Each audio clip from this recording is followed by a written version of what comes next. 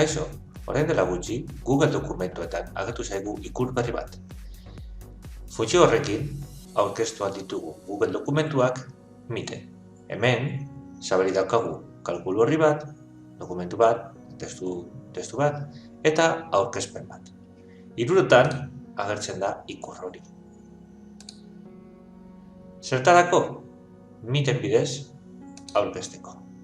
Hemen eskumaldean zabalduko dugu Meet bat.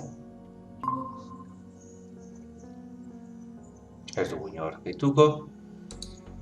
Eta martxan jartzen dugunean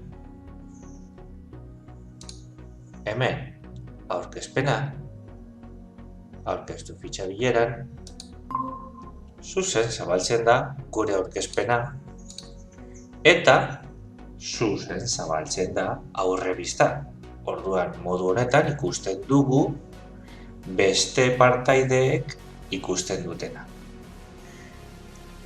Aurkezpenatik gelditu aldugu aurkezpena eta berdin egin aldugu dokumentuekin eta kalkulu horriekin. Haude,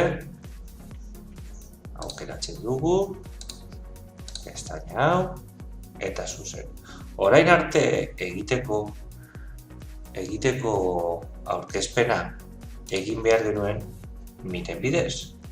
Orduan, gertatzen zitzaigun, hemengo menua, pantaila osoa, leiho bat edo fitxa bat, kasu honetan. Fitxa bat aurkezten genuen kalkulu horria, partekatzen genuen, baina por defecto ez da agertzen aurrebista. Sakatu behar genuen hemen eta sakatu behar genuen txintxeta honetan aurrebista hori agertzeko. Orduan bai ikusten genuen besteok ikusten dutena.